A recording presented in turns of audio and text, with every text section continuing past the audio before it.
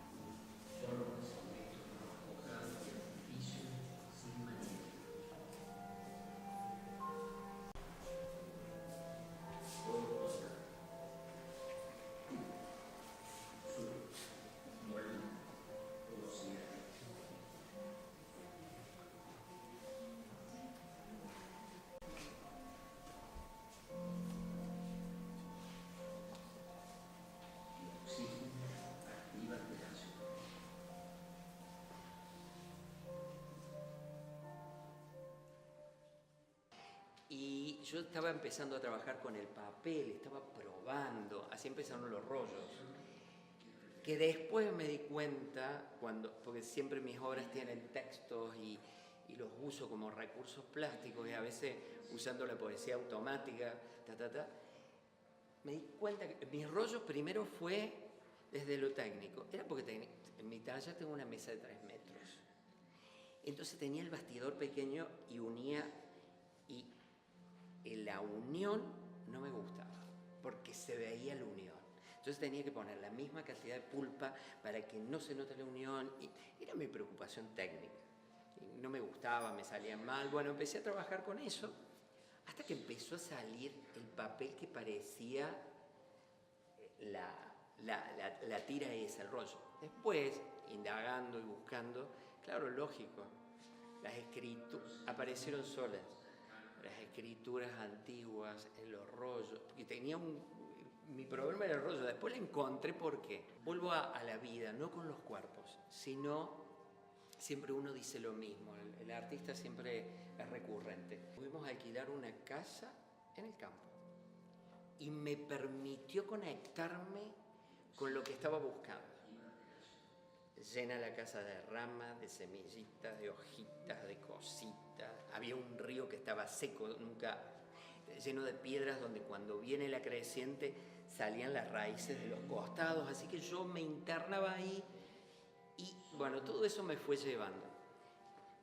Cuando me invitan del museo, trabajé con estas 2 salas y trabajé siempre desde la semilla como generadora de vida o como metáfora de vida, ¿no? No quiero hablar no estoy haciendo ecología ni de que es catastrófico, yo sigo hablando de la vida. Y me parece maravilloso esa cosa tan pequeña, todo lo que conserva y todo lo que tiene, que está esperando un momento ideal. La tierra, la humedad. Y ahí empecé a trabajar mi idea con los libros de artistas, cosa que es un género que me gusta y hace mucho que trabajo.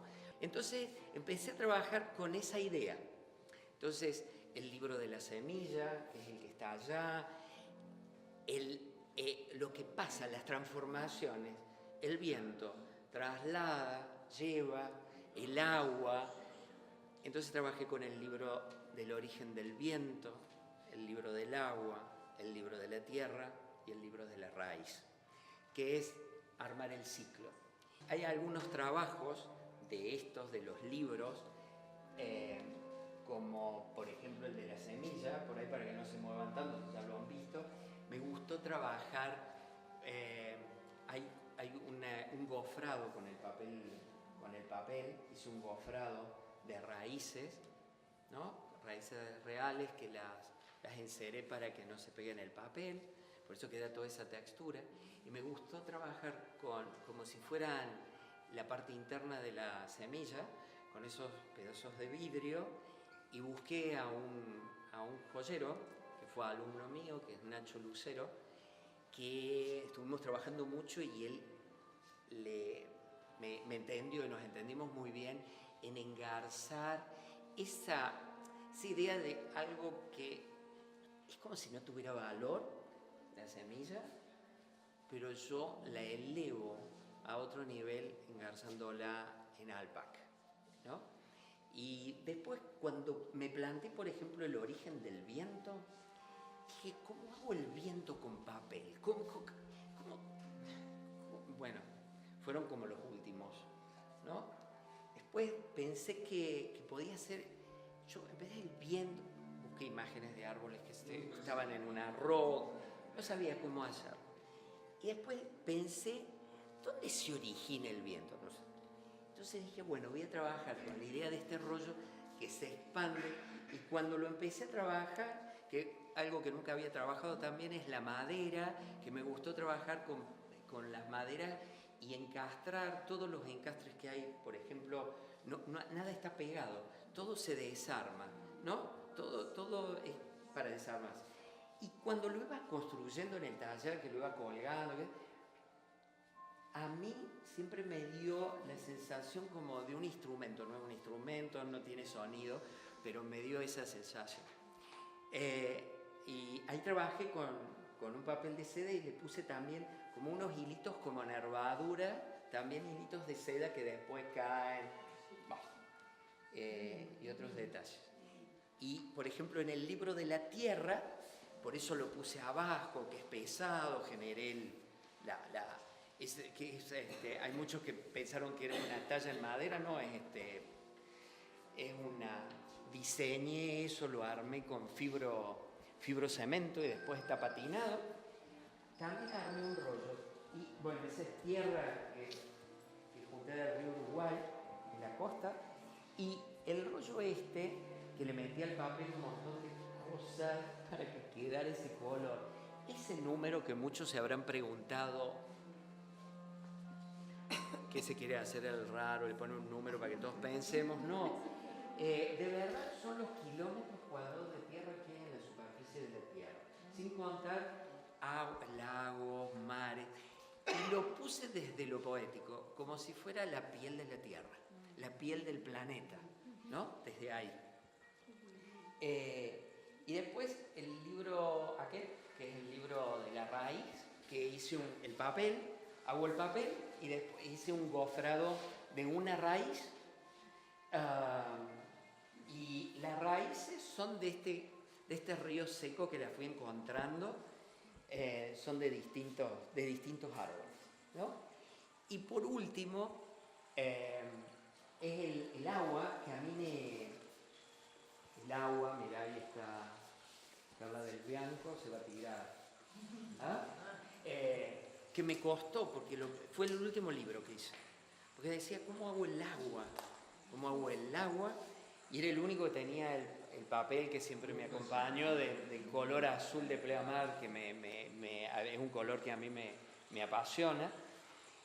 Hasta que dije, bueno, tiene que estar, lo probé abajo, arriba, no sabía. Así que dije, bueno, tal vez voy a trabajarlo desde que esté suspendido, busqué maderas finitas, armé como una estructura y la empecé a mojar. Y estuve ahí semanas mojando la madera hasta que quedó con esas curvas y de nuevo volví a generar el rollo casi desde donde empieza el agua a generarse o donde sale. ¿Ah? Y eso blanco lo hice con la pulpa que estaba fresca. Esos serían estos libros. Y como para cerrar esta sala, hay muchos que deben conocer de estas dos obras, de los bancos de semillas que hay en el mundo, que hay países que tienen bancos de semillas, y me pareció, bueno, que les llaman el Arca de Noé, ¿no? Que otros países dejan sus cajas de semillas por cualquier catástrofe que ocurra, y me gustó trabajar con eso. Por eso algunas tienen algunas semillas, aquellas que son de países medio exóticos, que Carlos, en toda esta cosa, muy bueno él de su parte, dijo, Juan, capaz que esto te pueda servir para que nada, los puse en la obra, las semillas no se las voy a devolver más. Y después las otras son araucarias que trabajé desde lo gráfico y les agregué el sello, como esa cosa que de clasificación. Y de verdad, ese trabajo primero fue una experiencia que hice, pero estaba experimentando y al final cuando empecé a decidir con qué obra quedarme, es como cuando uno va cuando uno es jurado de un concurso, hay obras que uno las pone al lado de la otra y sigue estando ahí presente y que no podés no dejarla de ver. Y eso me pasó con esa obra, que fue, un día hago la pulpa y tenía un montón de semillas, la mayoría eran de una eucaliptus de Uruguay, que son medios gordos, y estaban mezcladas, y las tiré. No podía ponerle la prensa, nada, porque estaba gordo. Y dije, bueno, lo dejo. La cuestión que al otro día empecé a sentir un olor de eucaliptus maravilloso, y después solo se empezó a manchar. empezó a hacer estas cosas y como no tenía prensa, bueno, tomó y a mí, como vengo de la escultura, yo necesito que el papel no esté tan prolijito, necesito que tenga arrugas, volumen, ¿no? Como que sea algo objetual. Yo venga en esta sala por ahí, hay cosas de la gráfica. En el primer trabajo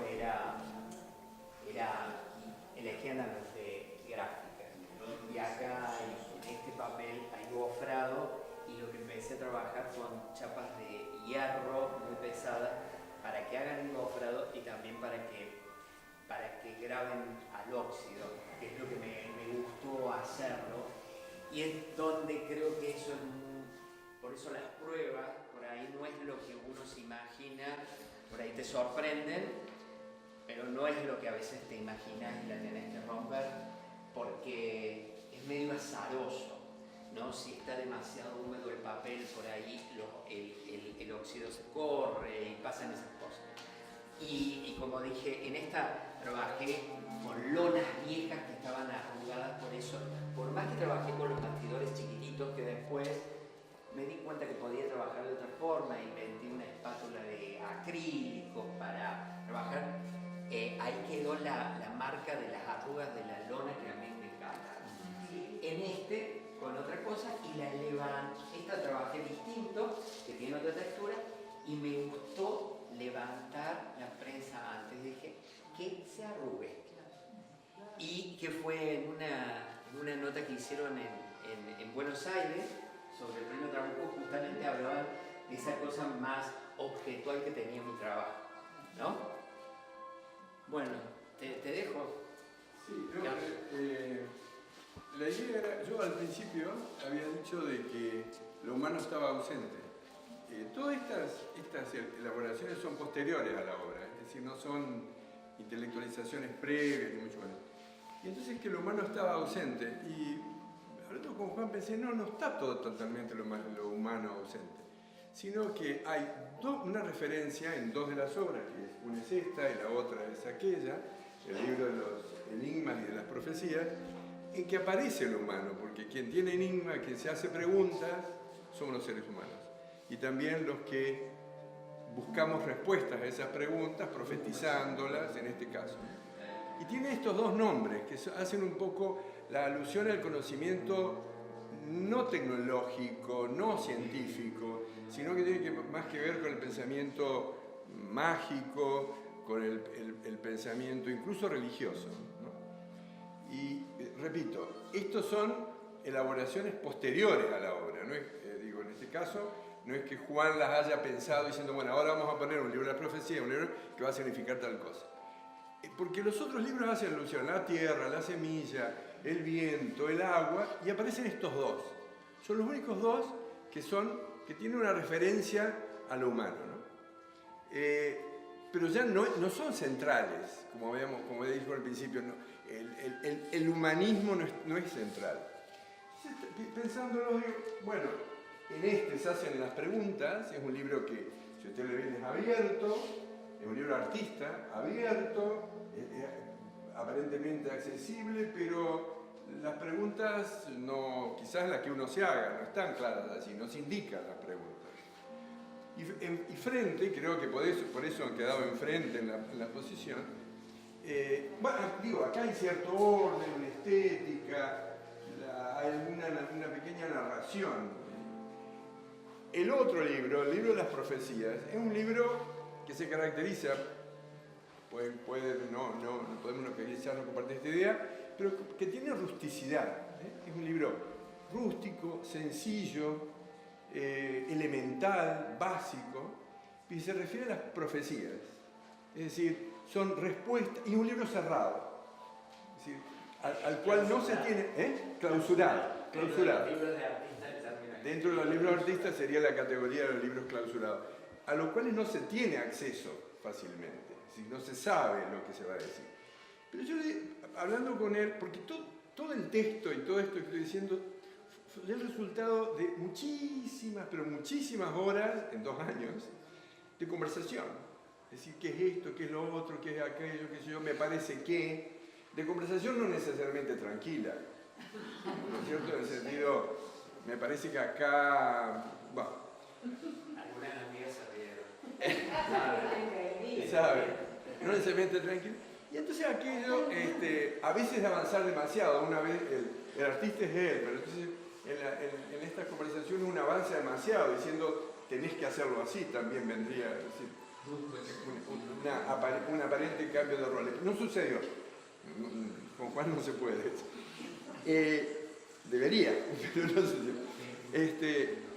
No digo, aquel es un libro clausurado, es un libro sencillo, elemental, y hablando con él decía, ¿qué querrá decir? La estética dice cosas, ¿no? Entonces yo la otra vez le digo, mira, vos sin querer, te estás enrolando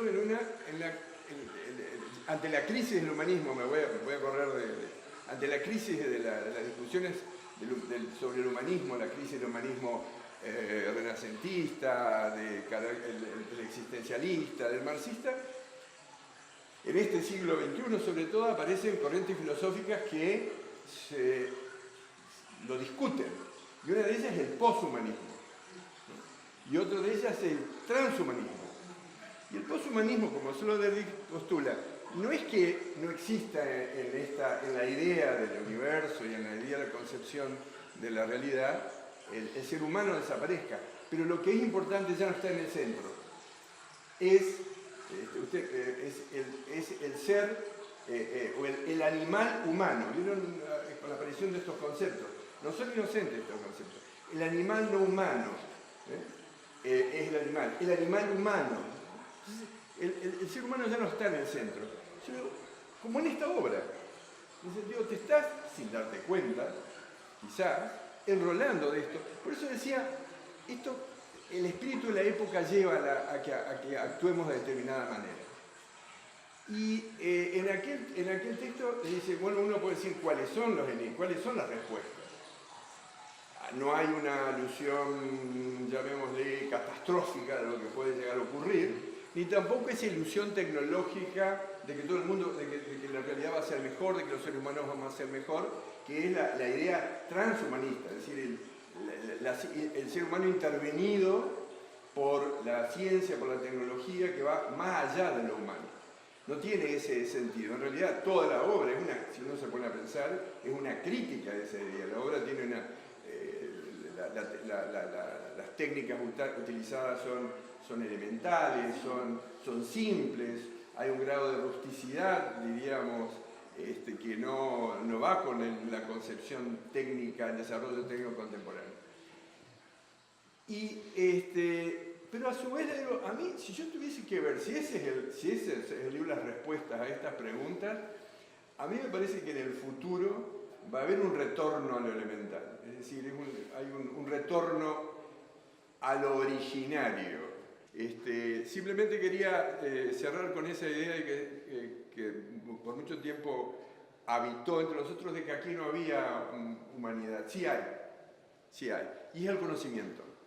Más que el conocimiento, son los saberes, son las preguntas básicas, las preguntas muy profundas, enigmáticas, aquello que nos interroga, a veces más que nosotros interrogamos, y aquellas respuestas proféticas de quien sabe qué va a ocurrir, quien sabe qué va a hacer, porque habla del futuro.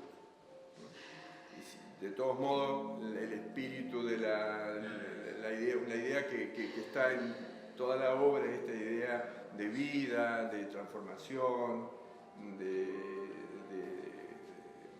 la semilla como esa cápsula, como esa nave, la nave que se traslada y que encierra la vida, esa pequeña arca que es cada semilla. Entonces, uno puede plantearse quizás respuestas optimistas, pero no lo sabemos. Son más las preguntas que las respuestas en este caso. Todos tienen una, ¿no? Un poquito más. Podemos pasar a la lectura. Empiezo yo. Y seguimos por este lado. Dice, sensación de naturaleza pura, de libertad plena, de útero materno. Bueno. Nido, Semilla, inicio. Intimidad, sensualidad, piel.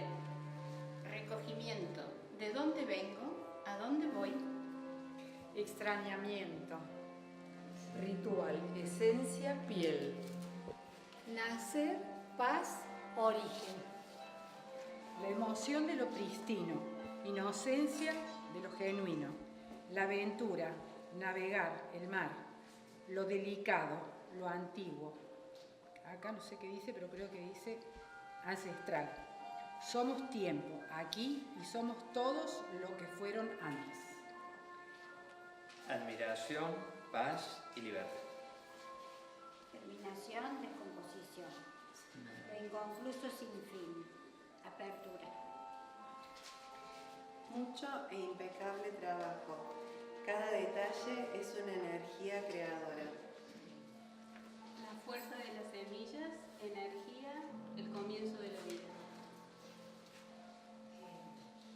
Despierta mi imaginación que conecta con mi interior. Poesía. El respeto por la materia, el silencio de los espacios vacíos y la ocupación esencial del material. Sensibilidad, elementos. Fluir, esencia. Tiempo en capas. Volver a casa. Introspección.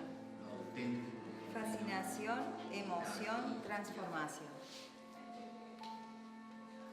El silencio de la semilla antes de brotar, el silencio del que medita. Fragilidad, resistencia, tiempo, huella, rastro. Vaciamiento, plenitud. Obra sutil, elegante. Conecta con el fluir de la vida. Paciencia. Me remite al origen de la vida, su génesis, la semilla. Una misión animista, la naturaleza, el comienzo de todo. Armonía, equilibrio. Abundancia, bondad. Reencuentro, la pasión también habita en el silencio. Liviandad, plenitud. Primera sensación mientras estaba sentada, escuchaba el fondo musical. Ya me invitó a la paz y tranquilidad. Dispersión y origen, profundidad. Tranquilidad, conciencia plena. Paciencia, tolerancia y detenimiento. Viento patagónico que libera, creación del cosmos, equilibrio y meditación. Alegría, paz, vitalidad. Cada uno se lleva un pedacito a la casa. Muchas gracias.